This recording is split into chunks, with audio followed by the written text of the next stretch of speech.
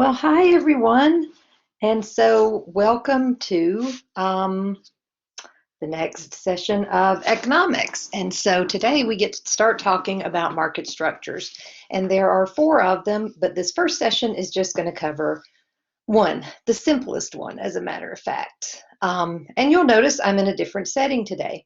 So I am recording this in my lovely reading room, which I like to call my Conroy room. So reading is one of my hobbies, and I highly suggest it if any of you are looking for a hobby. And if you can create a lovely nook like this, and I'll see if I can sweep the camera around, but I don't think the lighting is where you can't see.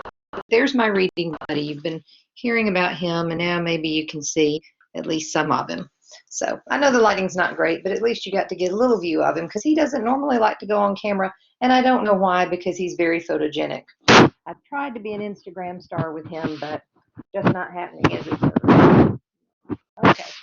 All right. So without further ado, I know you're anxious to get started, so you can put a pin in this one and go back to what you were doing. So we're going to talk about the first market structure. And let's pull up our good old whiteboard and get going. Ready to get our note typing on. Okay.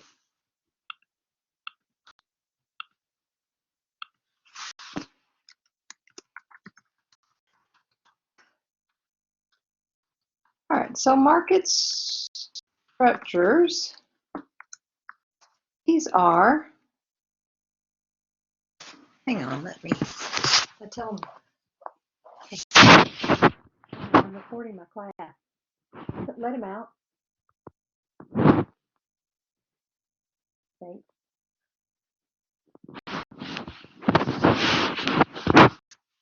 Okay, so this is what happened when you don't do this at the office, but that's okay.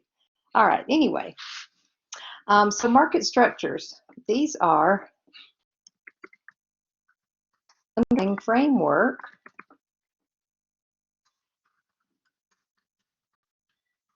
characteristics and basically how it operates. All right, so underlying framework, characteristics, and how it operates.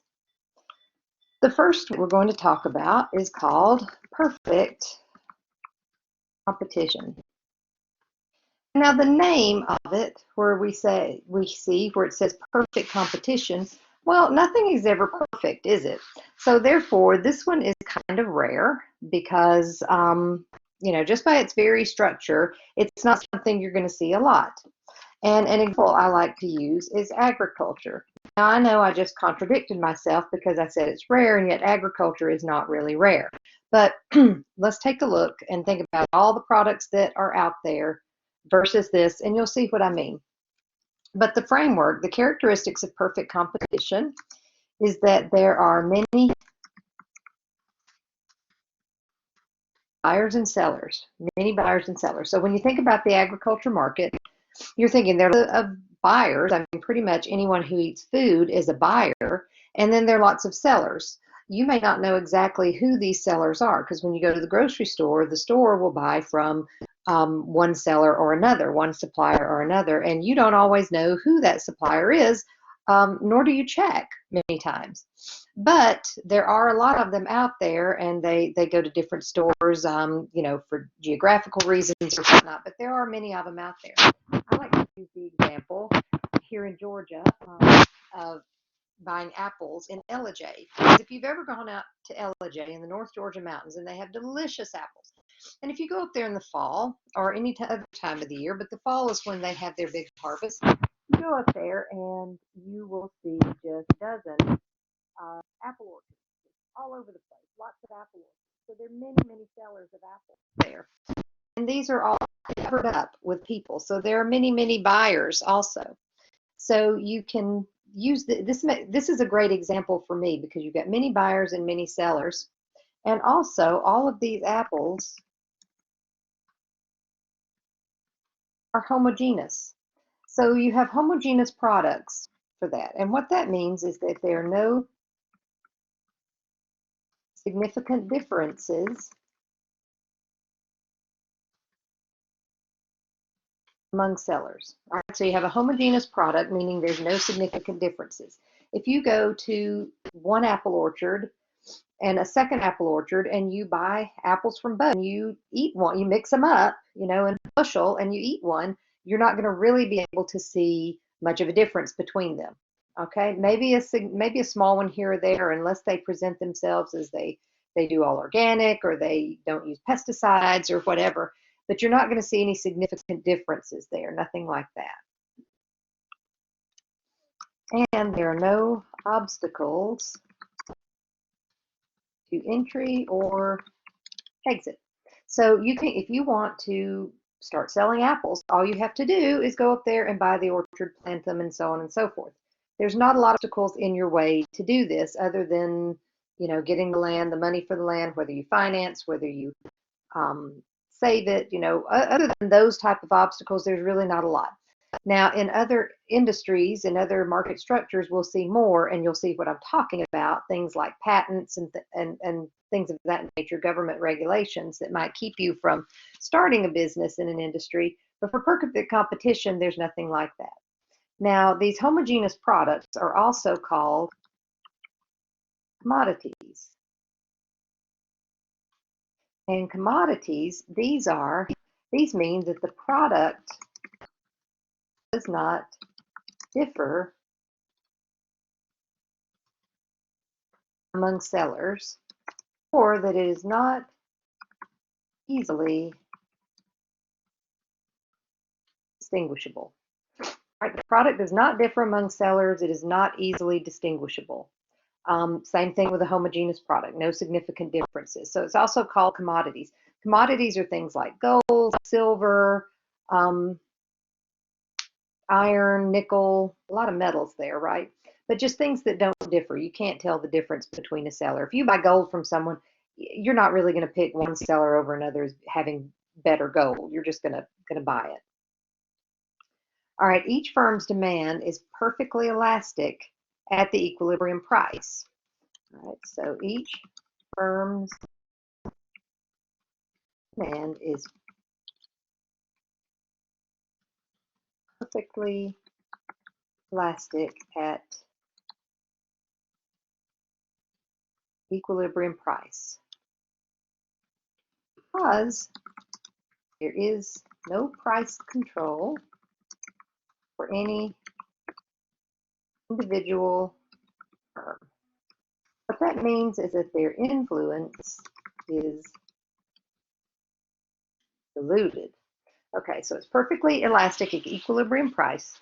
No price control, because if you try to set your price one way or the other, it's not going to matter. If you undercut everyone, then you're missing out on profit you could have made. You may get a lot of customers, but you're not going to make a lot of profit because you've undercut your price, the equilibrium price. If you try to outprice them, if you try to go above them, then the other sellers, then you're going to lose business. People aren't going to come to you because they're going to go to the others because the product is no different there. So you have no influence whatsoever. So what your demand curve would look like, therefore, is this. So you have your price. I'm going to see if I can draw these wonky letters. Oh, I did pretty good there, didn't I? Q. About the time I get the knack of this, the class will be over, right? But at least you all will get to see you saw me learn a new skill. There we go. So there's your demand curve. It's going to look like this, just a straight horizontal line at equilibrium. So right there, that's your equilibrium. Not the best in the world, but hey, you can know what it is, right? This also means that these folks are price means little to no influence on price. Little to no influence on price. They are price takers.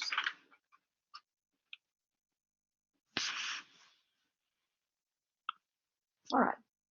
So let's talk about production decisions. how much do they decide to produce? How do they make those decisions? So production decisions for perfectly competitive, or PC, if you will, firms. All right. So we know, here's what we know. We know they can sell all they produce at market price. All right, they can sell all they produce at market price. And we also know that their first goal is maximizing their economic profit. All right, and we want to say economic profit because if you're in this type of industry, and really any type of industry, you want to make sure that your resources are being used at their best, for their best purpose. Okay, so you want to make sure that there aren't any other, that they're being used, that you can't make more money using them in a different way. So in the short run,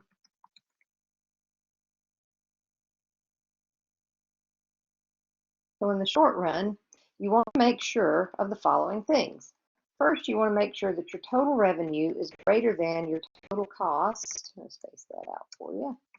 Total cost by greatest amount. All right, that makes sense, isn't it? Total revenue is the amount you're making. Total cost is the amount you're spending to make it. So obviously you want that to be greater, because if it's greater, then your profit is bigger. Because don't forget that profit equals total revenue minus total cost. All right. Now your marginal revenue is equal to equilibrium price here. Now remember, marginal revenue is revenue from the sale of one more, okay? And that equals the price. You sell one more and you make whatever is the price. Now remember also that marginal cost, sorry, my computer did something weird. All right. Seems to be fine now, so whatever it did, it's done, so we'll just move on. Change in costs from producing one more. All right. And then marginal cost is the change in cost from producing one more. So also remember, marginal cost decreases at first and then increases, because remember, it looks like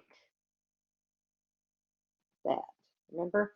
So it's your marginal cost is going down at first because let's say you hire one employee and that employee makes a certain number of units. Well, each additional for a while, each additional unit they're making, you're not having to hire more employees. They're just able to do more within the time they're at work, right? So you don't have to. So your marginal cost is going down at first. Plus, even if you even if you have to have more than one employee, your fixed costs are still, your costs are just decreasing. So you don't have to keep adding more employees and stuff. They can just produce more within the time they're there. But eventually your production will increase to the point where you'll have to start hiring a lot more employees, expanding your firm size, all these things, buying more materials, more machinery and capital, and then it keeps going up. So that's why it looks like that. So it's going to go down at first and then increase each additional unit you produce. All right, so these are all things we know. So we can say, therefore, quantity, now remember, lowercase q is output or production output, okay? So we'll put there production output. So therefore, production output increases as long as marginal revenue is greater than marginal cost. And the production stopping point would be marginal revenue equal to marginal cost. All right, so as long as marginal revenue is greater than marginal cost, then you want to produce more, okay? Keep producing more as you're making money off of it. When marginal revenue equals marginal cost, that's your stopping point, because that is the point where, now remember, we're talking about marginal, not total, right? If we were talking about total, that would be different. If your total revenue equals your total cost, then you are breaking even, and that's a different scenario. This is the cost and the revenue from producing one additional unit. Okay, so you're still making some profit, you're still doing good there. And we're going to see it to the next market structure. We're going to have some more information to add to that, so you'll see more about how that works. So let's just, but for right now, we'll just look. So we'll look at the margin. So the production stopping point, when you reach marginal revenue equals marginal cost, that's when you want, that's your last unit you produce, because anything more than that, and you're going to have marginal cost greater than marginal revenue, you're going to be losing money, you're going to be reaching, some point along here where it's just too much and you want to stop there. So that's your plumb line. That's your goal. All right, so we're going to put this in a graph form for you, because I know you just love those. All right, so let's look right here. But we're going to use the whole screen, so that'll be fun, or at least some of it. All right, let's see. Can I draw these letters? Yes, I can do it. So there's the P. And then we're going to use a lowercase q here. Why did it not? That looks like a wonky looking 8, doesn't it? But it's a Q. Let's see what we can do. We'll just type that in. That's better, isn't it? Just forget that blob there. All right, so we'll have, there we go. I'm not even going to try. There's the demand, and there's your P asterisk. Like I said, I'll get it right about the time class is over, won't I? Okay, so let's draw our marginal cost right here.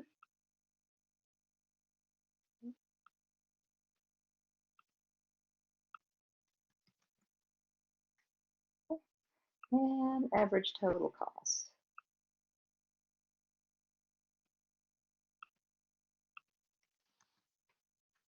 All right, so we have our marginal cost, our average total cost, and our demand.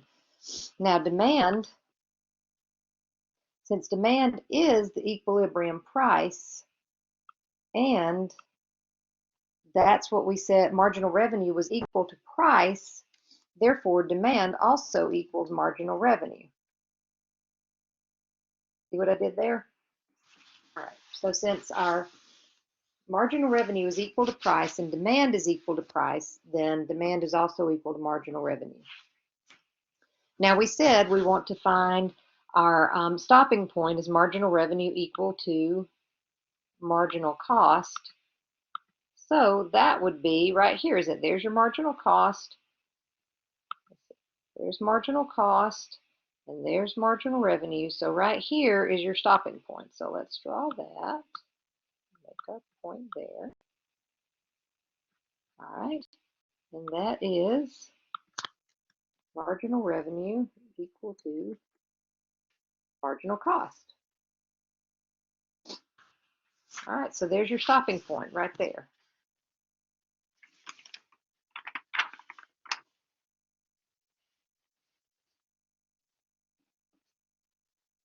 All right, now look at this point for a minute. So there's your stopping point.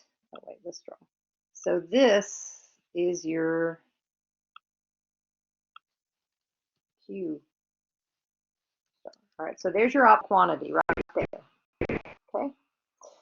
Now let's look at that for a moment. Let's look at this price, and we'll see that we are also covering, there's our average total costs. Total, not variable, but our total. So we're covering everything at this point. So we're in good shape right here, aren't we? Okay, so we're in very good shape right there. And so that is a good point for us.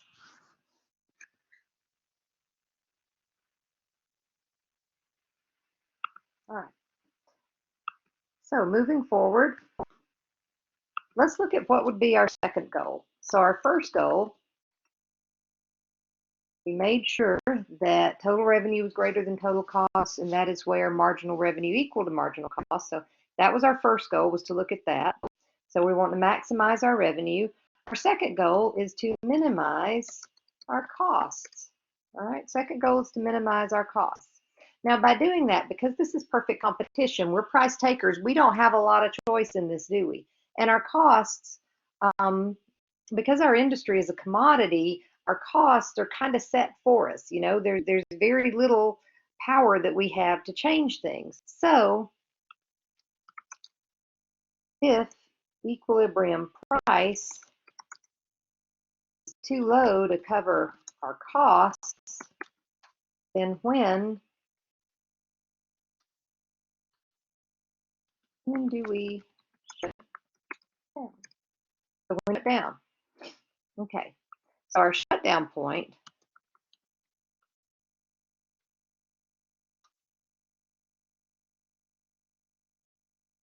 let me tell you about it before we go. Okay, so we want to shut down. Here's the thing. We want to shut down when our if we were to shut down, okay? So if we were to shut down, our variable costs would stop right away. Variable costs, those are the costs that change with the production of each unit. So if we were to shut down, then we wouldn't have to have employees, we wouldn't have to have materials, we wouldn't be running the machinery and all the costs that go into that and other things. So we wouldn't have to have even things like electricity and water and things of that nature. So if we were to shut down, then all that goes away, all the variable costs. But there's one thing that remains, one thing we still have to pay, and that is our fixed costs. We would still have to pay the mortgage on the building if we have one, or the land. We would still have to pay the payments on our capital if we have trucks and machinery that we've financed and things of that nature. So there's always things that we would have to pay, our fixed costs, in other words. So if to shut down, what we want to make sure before we shut down, if we are producing and covering our variable costs and some towards our fixed costs, then maybe we want to hang on for a little bit. Let's see if we can't turn things around. We're making some progress at least. However, if our variable costs, if we're just barely covering our variable costs and not our fixed costs, then it's time to shut down, because that's where we're just going to start hemorrhaging money, bleeding money, and that's the point where we need to think about shutting down. All right, so our shutdown point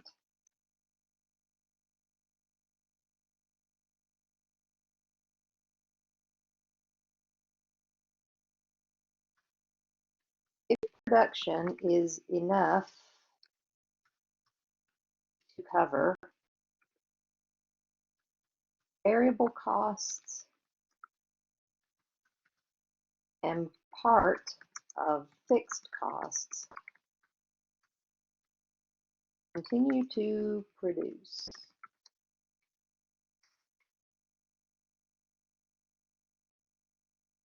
Consider shutting down or shut down when production only covers variable costs or less. All righty. So let's take a look at this on the graph. Yes, I know. You don't want to see another graph, but this is what we do. And it is a nice picture. Right? I will even type these for you so they will be legible. No, it's really only a couple of them, like that little q, that lowercase q, that's a problem, right? All right, so this graph, we're just going to focus on cost. So we've got our,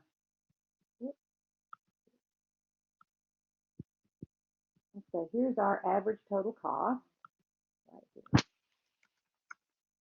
Okay, average total cost, and then this is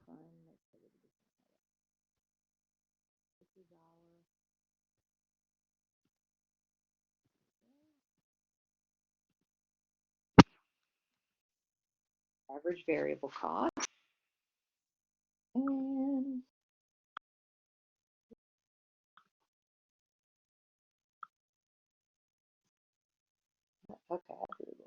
but there we go. That one got away from me.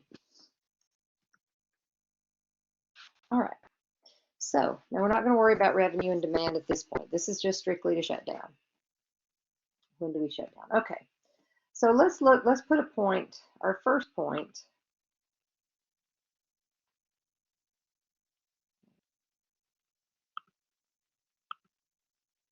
Let's put a point right here.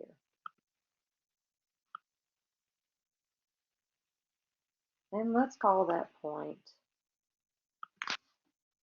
B. So we got B. So B right there, if you look at this right here at point B, you are covering your average total cost, right? Now your fixed cost, you know, is the space in between here. Right? So right here at B, you're covering all your costs. So this, you're breaking even. See, I chose B for a reason. Don't count on it on the exam though, okay? But I chose it for a reason here. So B equals break even. Because you are covering all your costs.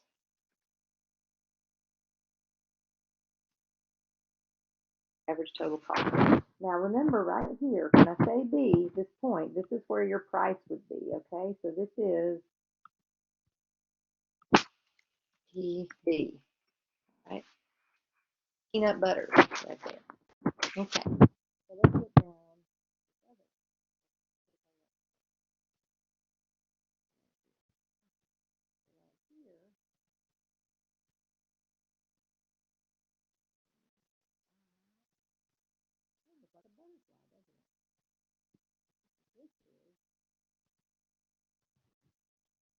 This one we're going to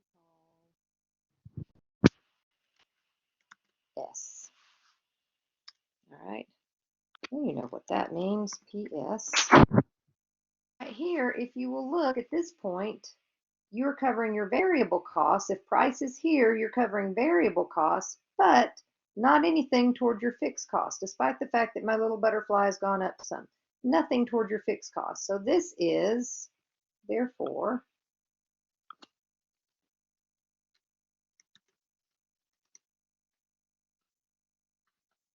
shutdown point. Because you are covering variable, but not fixed, or but nothing toward fixed cost. Variable, but nothing toward your fixed cost. You need to consider shutting it down. Now, if we were to have one more down here, anything below that, we'll just call this point L, because anything below that is a loss. Because anything, you're not covering anything right there. You're way below your average variable cost. So L equals loss, because you are covering none of the costs. All right.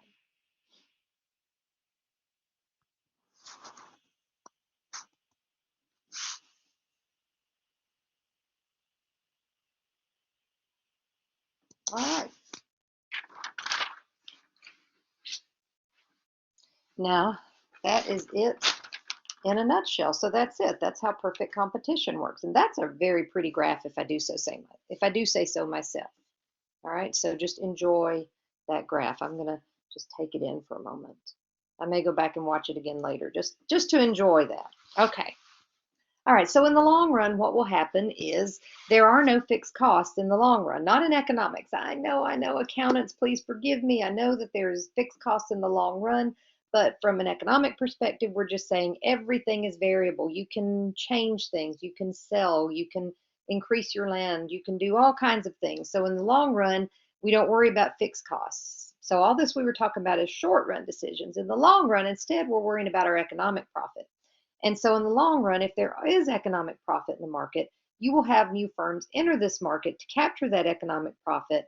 The existing firms expand to capture that economic profit. The economic profit goes down to zero. You have people leave the market and things start all over again. So in the long run, it's just this cycle that goes back and forth. But I'm not going to test on that, so I didn't give you notes on it. So don't worry about it. That is just for your own knowledge, since I know we have some long run thinkers out there. All right. So that's it for today.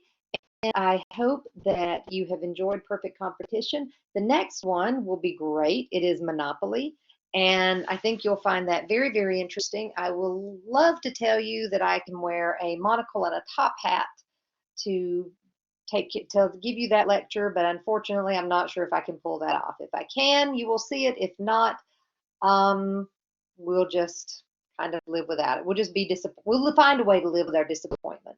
Otherwise, you guys have a great afternoon, evening, or good night. I'm going to enjoy this lovely sunshine that's outside, and I will see you next time.